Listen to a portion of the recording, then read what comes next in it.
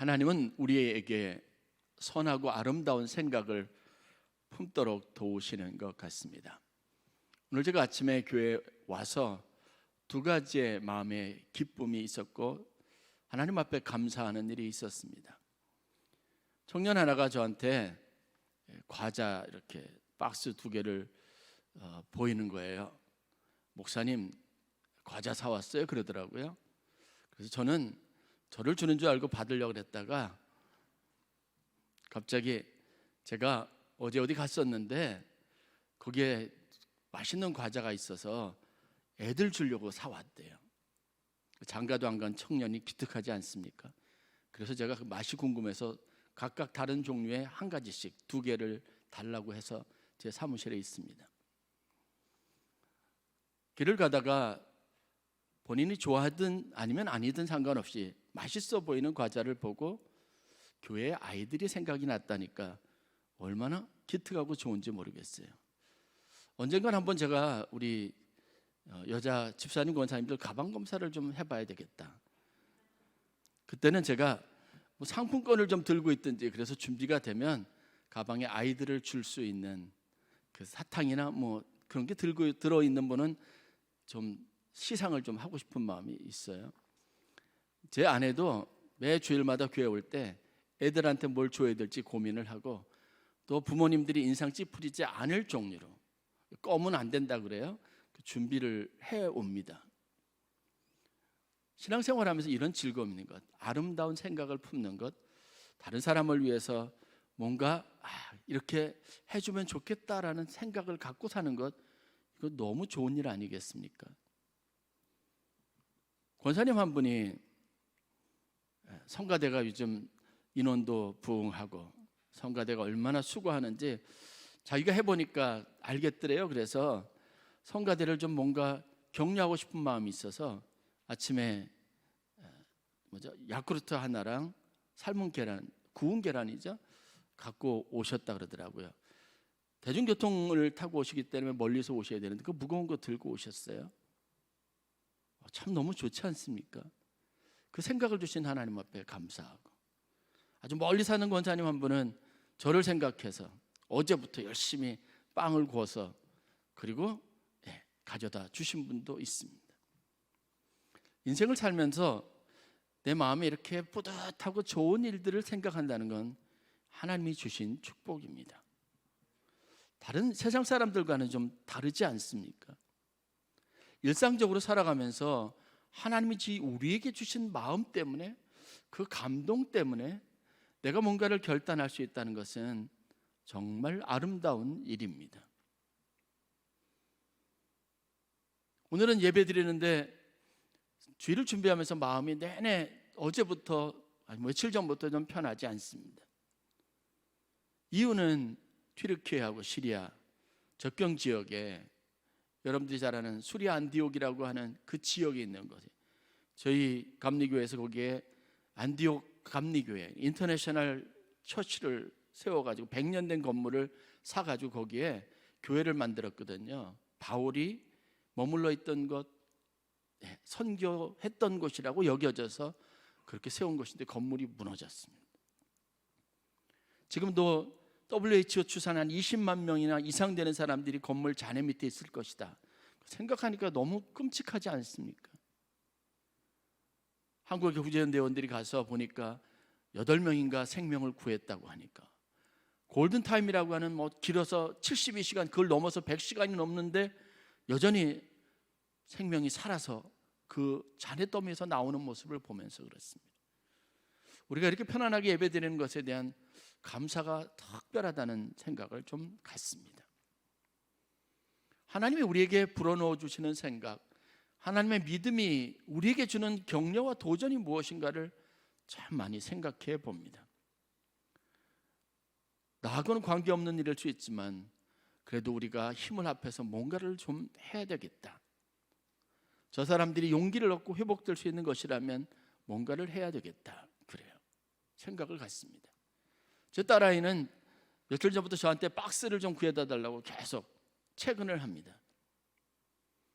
이유가 뭔가 했더니 어떤 그 관련되어져 있는 그 단체에서 그쪽 터키하고 튀르키예하고 시리아에 보낼 난민들을 위한 구호품들이 물자가 많이 필요한데 무조건 그 주소로 보내면 자기들이 모아가지고 다 운송하겠다 그래서 열심히 옷장에서 옷도 꺼내고 신발도 꺼내고 이거 좀 보온병이나 필요하다고 하는 물건들을 원해서 열심히 지금 패키지하고 있습니다. 보내주기만 하면 거기서 다 이제 수거해서 그 지진으로 재난 당한 지역에 보낸다고 합니다. 하나님은 우리에게 믿음을 주시고 사랑과 은혜를 부어 주셔서 우리가 세상에 살면서 구별된 생각을 갖게 하십니다. 다른 사람들과는 뭔가 다른 차원의 생각과 삶의 태도를 갖게 하신다는 생각들을 갖습니다. 오늘 우리가 읽은 본문 성경 말씀에는 예수님의 기도의 내용이 소개되어져 있습니다. 예수님은 먼저 자신을 위해서, 자신이 맡겨진 사명을 감당하기 위해서 잡히시기 전에, 십자가에 달리시기 전에 하나님 앞에 간절히 기도합니다. 기도의 포커스는요, 내게 주신 믿음을 따라 하나님이 말씀하신 것에 순종할 수 있도록, 끝까지 그 일에 순종할 수 있도록 기도하는 겁니다. 사람이 살다 보면요, 내가 내 의지대로 안 되는 거 있지 않습니까? 본능적으로 거부하게 되는 일들이 있는데 예수님은 그 일에 대해서 하나님의 도우심을 받기를 간절히 원했어요. 그래서 기도하는 사람이 정말 살아있는 신앙인입니다. 제가 늘 말씀드리지만 기도를 잃어버린 것, 기도의 시간을 갖지 못하는 것은 내 신앙이 약화되었다고 하는 또 다른 지표가 되기도 합니다. 다른 사람들에 대한 관심이 내 안에 없어지는 것, 희박해지는 것도 내 신앙이 약화됐다고 하는 의미입니다.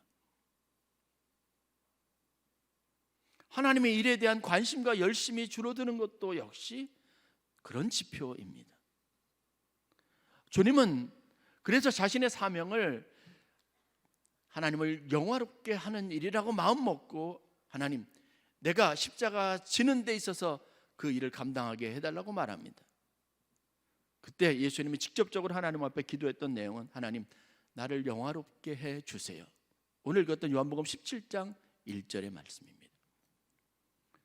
내가 세상에 얽매이거나 사람들이 보통 생각 속에 매몰돼서 세속적인, 세상에 있지만 세상에 속하지 않고 다른 사람들과 구별된 하나님의 아들이라는 것을 보여줄 수 있는 그런 마음과 생각을 품도록 그 길을 갈 수 있도록 기도합니다.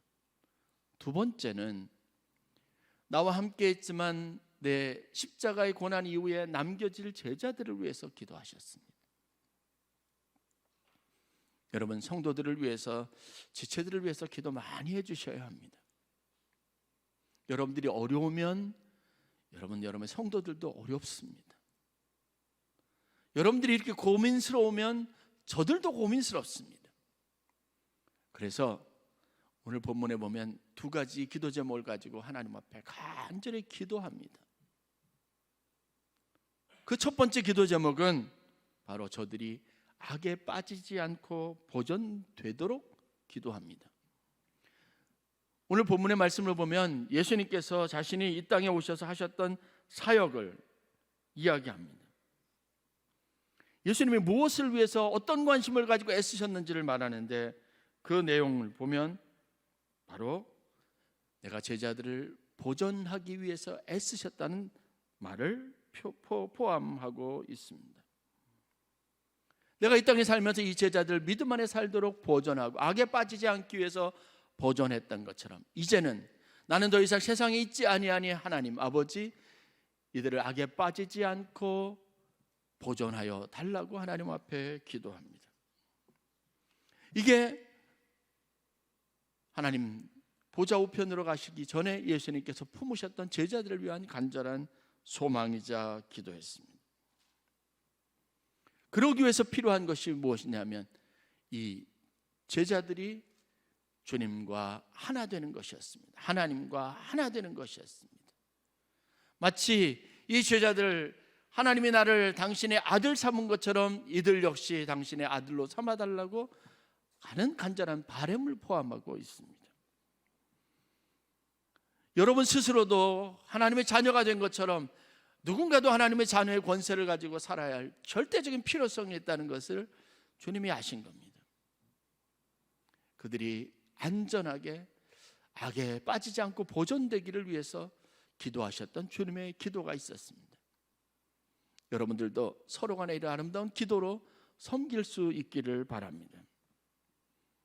기도는 여러분 우리의 안전과 그리고 우리 삶의 평안은 하나님만이 하실 수 있는 일이라는 믿음이 있기 때문에 그렇습니다. 그것은 분명한 사실입니다. 여러분이 보이지 않는 곳에 있는 여러분의 자녀들이, 여러분들이 관심과 손길에 닿지 못하는 여러분의 능력의 한계로 할 수 없는 일들이 여전히 존재합니다. 저는 의사가 아닙니다.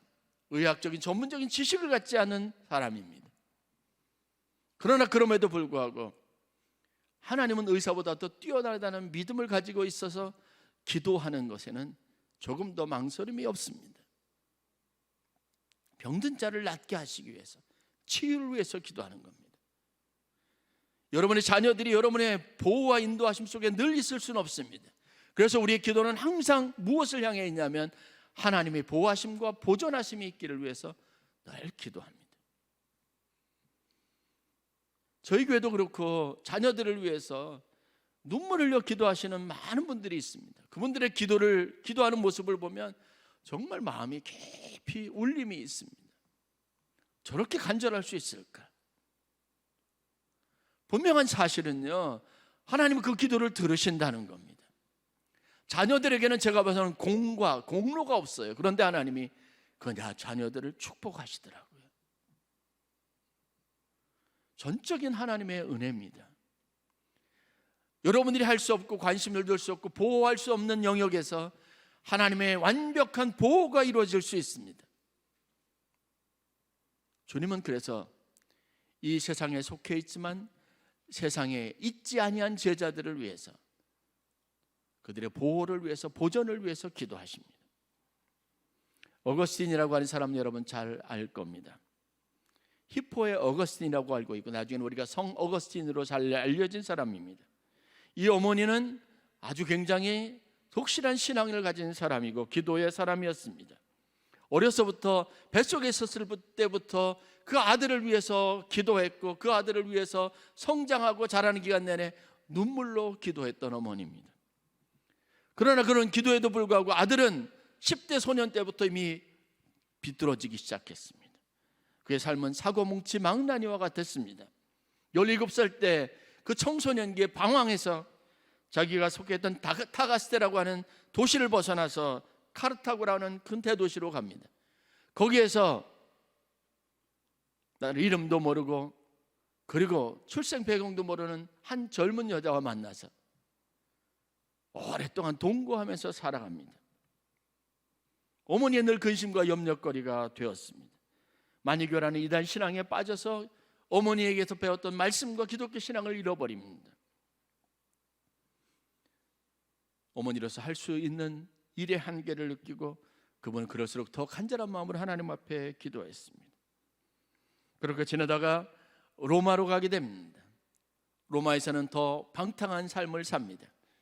어떤 역사가들의 이야기는 그가 마치 범죄 카르텔에 소속해서 거기에서 부당한 이익을 취하고 일확천금 부자를 꿈꾸는 어리석은 생각을 가지고 있었다고, 그래서 로마로 향하게 되었다고 말하는 사람도 있습니다. 어머니 기도는 계속되지만 30년이 넘는 기도 동안 아들은 그 믿음에 반응하지 않았습니다. 믿음대로 행하지 않았습니다. 나쁜 이야기가 들려오면 모니카는 더 많이 기도합니다. 그러던 그가 로마에 있을 수 없어서 밀라노라고 하는 것에 옮기면서 그의 인생에 새로운 전기를 마련하게 됩니다. 우연찮게 인도함을 받아서 갔던 밀라노에 있는 암브로시우스와 이 감독과의 만남이 있었고 결국은 그의 설교를 듣고 마음에 변화를 받게 됩니다. 이 아들 어거스틴이 세례를 받을 때 자기 어머니가 함께 밀라노로 왔습니다. 아들을 데리고 열심히 예배하면서 예배의 은혜, 하나님 주시는 은총을 경험합니다. 어거스틴은 고백록에서 이때 당시에 상황을 이렇게 말합니다. 어머니는 전보다 더 열심히 서둘러 교회에 갔습니다. 그리고 암브로시오스의 말씀을 마치 생수처럼 들이켰습니다. 어머니는 그를 하나님의 천사처럼 사랑했습니다. 내가 이렇게 마음이 움직이는 지경에 이르게 된 것도 그분 때문이라는 것을 알았기 때문입니다.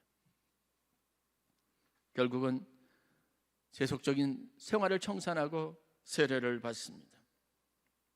그 세례를 받으면서 그리고 변화된 자신의 믿음의 감격을 가지고 유명한 말을 남깁니다. 그 말은 여러분들이 잘 아는 눈물의 기도로 기른 자녀는 절대로 망하지 않는다라는 말이었습니다. 자신의 인생에 어느 날 선물처럼 찾아왔던 자기의 귀에 들려지고 마음에 깊은 울림을 주었던 그 하나님의 사랑을 체험하고 난 이후에 자기가 이렇게 된 것이 어머니의 눈물의 기도 때문이었다는 것을 알았다는 겁니다. 어머니는 그때 그 순간을 경험하고 죽어도 여한이 없다고 생각을 했습니다. 그 아들을 데리고 자기의 고향 땅으로 귀환하려고 할 때 오시아라고 하는 로마의 항구에서 머물게 됩니다. 그런데 그곳에서 말라리아에 걸려서 결국은 고향 땅을 밟지 못하고 세상을 떠났습니다. 그렇지만 어거스틴은 자기 어머니 모니카를 기억하면서 나를 늘 눈물로 기다려 주셨던 분이라는 따뜻한 기억을 가지고 있습니다.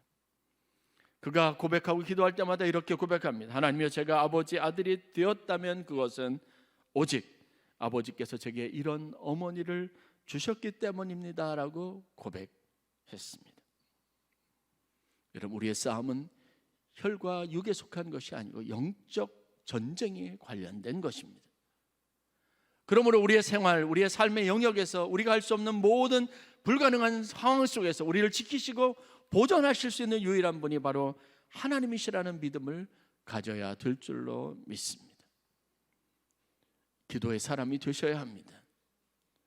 예수님이 기도하셨던 것처럼 내 삶에 내 능력 바깥의 범위를 벗어난 곳에서 모든 역사를 주관하시는 분이 바로 하나님이시라는 사실을 믿는 믿음이 있어야 합니다. 주님이 이것을 위해서 기도하셨습니다. 두 번째, 예수님이 가지고 있었던 기도할 때의 믿음의 확신은 바로 진리의 말씀으로 거룩한 삶을 살 수 있다는 사실을 믿었기 때문입니다. 악에 빠지지 않고 보존하시는 이가 하나님이시라면 말씀이 우리를 거룩한 삶으로 이끄는 힘이 있다는 확신을 가졌습니다.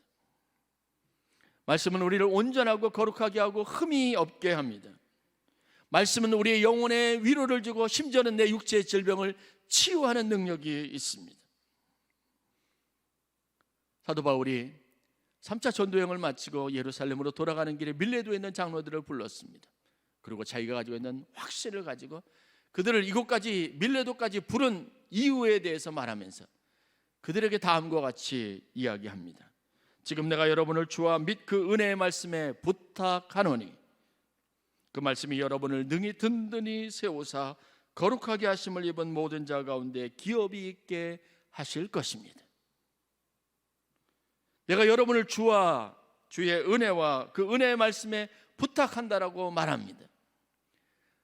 지금은 그들을 헤어져서 다시 볼 수 있는 기회가 없을 수도 있지만 바울은 그들을 주의 은혜와 그 은혜의 말씀에 부탁합니다. 그 말씀이 그들을 든든히 세우고 거룩하고 온전하게 할 것이라는 확신을 가졌고 그 믿음을 따라 하나님이 그렇게 그들 가운데 역사하셨습니다. 극심한 기독교 박해 시대의 교회 일꾼으로 일용 사도로 쓰임받았던 사도 요한의 믿음도 이와 같았습니다. 요한일서 2장 5절 말씀을 보면 누구든지 그의 말씀을 지키는 자는 하나님의 사랑이 참으로 그 속에 온전하게 되었나니 이로써 우리가 그의 안에 있는 줄을 아노라 라고 말했습니다. 오늘 예수님께서 기도하셨던 내용도 마찬가지입니다. 내가 아버지 안에, 아버지가 내 안에 계셔서 우리가 하나 된 것 같이 저들도 아버지와 하나가 되게 해달라고 기도하는 겁니다. 하나가 된다는 것은 단순히 1 플러스 1이 되는 게, 뭉쳐지는 게 아니라 그의 거룩한 성품, 그의 인성, 그분이 가지고 있는 능력을 그 제자들도 함께 누리며 살아가기를 바라는 겁니다. 하나님의 성품에 그들이 동참하기를 바란 겁니다. 그러기 위해서 그들에게 필요하다고 여겨서 기도한 것이 바로 말씀입니다. 주님의 말씀이 하나님의 말씀이 늘 그들 가운데 있기를 간절히 소망하며 말씀의 환경 속에 내 제자들이 있게 해달라고 기도했습니다. 여러 가지 어려움을 겪고 있는, 정신적으로 공황장애에 가까운 증세를 겪고 있는 분이 계십니다. 제가 개인적으로 매일 아침 공동체 성경 읽기를 그분에게 보냅니다. 죽을 것 같은 압박감, 숨 막히는 것, 그냥 가슴을 짓누르는 것 같은 고통이 매일같이 지속됩니다. 절규하시듯이 여러분 목사한테 편지하면서 살려달라고 요청하는 분입니다. 그 어려움과 그 고통을 누가 짐작할 수 있겠습니까? 그러나 제가 믿는 확신은 말씀이 모든 것으로부터 해방시켜 주실 것이라는 믿음입니다. 제가 매일같이 그분에게도 공동체 성경 읽기 저희가 하고 있는 말씀을 보내줍니다. 하루를 시작할 때 그 말씀을 들으라고 이야기합니다. 숨이 막힐 것 같고 절망이 찾아오고 막 모든 것이 폐쇄된 공간 안에 갇혀 있는 것 같은 느낌이 들 때 그 말씀을 틀어놓으라고 말합니다. 그분의 응답은 간단합니다. 오늘은 한 번도 마음이 불안하지 않고 하루를 잘 보냈다는 거예요. 오늘은 아프지 않았다고 말합니다. 늘 매일마다 하나님, 주님 감사합니다, 목사님 감사합니다라는 답을 저에게 주십니다. 사도 바울은 자기의 목회지, 자기와 동역하는 디모데에게 말씀의 능력에 대해서 그 누구보다도 강한 확신을 가지고 그가 부지런히 말씀을 전하는 것으로 그의 목회 정체성을 삼도록 격려했던 사람입니다. 디모데전서 4장 4절부터 6절 말씀입니다. 하나님께서 지으신 모든 것이 선함에 감사함으로 받으면 버릴 것이 없나니 하나님의 말씀과 기도로 거룩하여 짐이라. 내가 이것으로 형제를 깨우치면 그리스도 예수의 좋은 일꾼이 되어 믿음의 말씀과 내가 따르는 좋은 교훈으로 양육을 받을 것이다 라고 말합니다. 디모데후서 3장 16절 17절 말씀 여러분 잘 아는 것처럼 모든 성경은 하나님의 감동으로 된 것으로 교훈과 책망과 바르게 함과 의로 교육하기에 유익하니 이는 하나님의 사람으로 온전하게 하며 모든 선한 일을 행할 능력을 갖추게 함이니라 라고 말했습니다. 하나님의 말씀을 들으시기를 바랍니다. 예수님이 이 두 가지 기도 제목을 가지고 하나님과의 온전한 일치를, 거룩한 삶을 위한 성도들에 대한 기대를 하나님 앞에 아뢰었던 가장 중요한 이유가 바로 여기 있습니다. 결론입니다. 하나님은 우리로 온전하고 거룩하게 되기를 원하십니다. 무엇으로 거룩하게 되게, 무엇으로 온전하게 됩니까? 주님이 주시는 말씀입니다.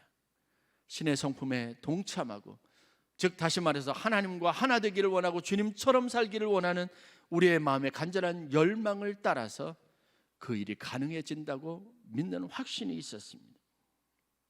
거룩하다는 말이 무엇입니까? 신약 성경에 헬라어로 기록된 거룩과 구약 성경 히브리어로 기록된 거룩이라고 하는 단어의 표기, 의미는 약간의 차이가 있지만 그 거룩이라고 하는 말이 가지고 있는 의미, 전체적 넓은 의미는 같은 것을 지향하고 있습니다. 헬라어의 거룩은 하기오스라는 단어를 사용하고 있습니다. 이 단어는 깨끗하게 하다, 성화시키다, 성결하다, 구별하다라는 의미가 있습니다. 히브리어의 거룩하다, 거룩은 카도시입니다. 이것은 더러운 것으로부터 잘라내는 겁니다. 분리시키는 것을 말합니다. 성경이 말하는 가장 주된 주제가 거룩함입니다. 바울은 데살로니가전서 4장 5절과 7절에서 하나님의 성품, 하나님의 뜻이 너희의 거룩함이라고 분명하게 말합니다. 하나님이 우리를 부르시면 부정하게 하시며 아니요 거룩하게 하심이니다 라고 말하고 있습니다. 거룩한 것은 무엇입니까? 거룩하다는 의미를 사람들에게 물어보니까 대답하는 사람들의 대부분이 거룩에 대한 진짜 의미를 알지 못한다라고 통계에 나와 있습니다.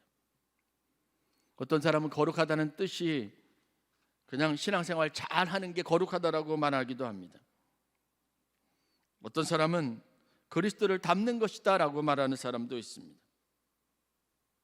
그러나 진짜 거룩함은 구별되는 겁니다. 더러운 것으로부터 이탈입니다. 분리해내는 겁니다. 거룩하다는 그렇게 되는 것이 아니라 여러분들의 결단과 여러분들이 가지고 있는 삶에 대한 적극적인 노력이 뒷받침되어야 하는 겁니다. 그래서 주님은 내가 거룩하니 너희도 거룩하여라고 말씀하십니다. 요즘 세상을 살아가면서 세상에 잘 어우러지고 화합하는 것이 잘 믿는 것이라고 생각하는 경향들이 많아집니다. 틀린 말은 아니지만 세상과 잘 어울려서 그것에 우리의 삶이 녹아지게 해야 할 가장 중요한 이유가 무엇입니까? 왜 우리가 빛이요 소금이 되어야 합니까? 존재하되 달라야 합니다. 존재하되 아름다움이 있어야 합니다. 존재하되 특별한 것이 있어야 합니다. 사람들이 보기에 영광스러운 것이 있어야 합니다. 우리 하는 행위나 우리가 말하는 습관이나 우리가 하는 모든 것들이 하나님을 증명하고 하나님이 어떤 분인가를 보여줄 수 있는 것이어야 합니다. 아브라함이 하나님의 부르심을 받았습니다. 그의 인생을 가만히 살펴보면 하나님의 목적이, 그를 부르신 목적이 단순히 성공 그리고 출세하는 것, 재물이 많아지는 것, 자녀들이 많아지는 것에만 초점이 맞춰지지 않았다는 것을 알 수 있습니다. 하나님은 이것을 이루어가는 과정을 통해서 하나님이 어떤 분이라는 것을, 이들이 아브라함이 믿음을 가지고 믿음으로 결단했던 일들이 결국은 하나님이 어떤 분인가를 드러내는 도구가 되게 하신 겁니다. 이삭을 보십시오. 그는 세상 사람들처럼 세속적이지 않습니다. 빼앗으려고 하면 빼앗기지 않으려고 싸우지 않았습니다. 그의 선택은 달랐습니다. 악한 것을 버리고 선한 일들을 추구했습니다. 그가 거주했던 그랄 땅이 그래서 복을 받게 됐습니다. 그들은 빼앗으려고 했지만 이삭은 그들에게 순순히 내어주었습니다. 그러나 하나님은 그가 어느 곳을 선택하든 늘 그의 인생의 보호자가 되시고 그 인생을 복되게 하셨습니다. 나중에 아비멜렉과 그 그랄에 거주하고 있었던 많은 족장들이 찾아와서 여러분 이삭에게 했던 고백이 뭔지 아십니까? 우리가 너의 하나님 여호와가 너와 함께 하시는 것을 보았다라고 말합니다. 거룩은 이렇게 세상에 다르게 보이는 힘입니다. 다른 것을 선택할 수 있는 능력이고 다른 삶이지만 기쁘게 자원하는 마음으로 결단할 수 있는 능력입니다. 포로로 잡혀왔던 다니엘과 그의 친구들을 생각하십시오. 그들이 선택한 것은 믿음을 따라 살기로 한 것뿐입니다. 다른 목적을 가진 것이 아닙니다. 그러나 하나님이 그들의 인생을 영화롭게 하셨고, 여러분들 다니엘과 그 세 친구의 삶의 영광을 보고 그 이방의 황제들이 지극히 높으신 하나님, 내가 믿는 하나님이 최고의 하나님, 유일한 하나님이라고 고백하는 일들이 있게 되었습니다. 요셉의 성공을 보십시오. 그는 단지 하나님을 믿는 믿음 안에서 스스로 세상 사람들처럼 세속 사람처럼 되지 않기를 바라는 마음으로, 하나님을 두려워하는 마음으로 말씀에 순종하는, 말씀을 자기 인생의 표준으로 삼고 살았던 사람입니다. 그런데 하나님이 그의 삶을 빛나게 하셨습니다. 다시 말씀드리지만 빛과 소금을 향한 그런 삶을 살기로 작정한 우리의 이 결단이 표만은 아닙니다. 실질적으로 우리가 그런 선택을 하고 그런 노력 속에 있어야 가능해지는 일이라는 것을 깨달으실 수 있기를 바랍니다. 하나님의 거룩하심과 온전하심이 우리 인생을 향한 가장 중요한 주님의 소원이었자 바람이었다면, 그래서 우리의 삶을 위해서 하나님 앞에 기도하셨던 예수님의 기도가 있었다면, 오늘 여러분들이 그 기도에 응답하셔서 구별되고 거룩하고 온전한 삶을 목표로 살아가는 성도들이 되실 수 있기를 간절히 축원합니다.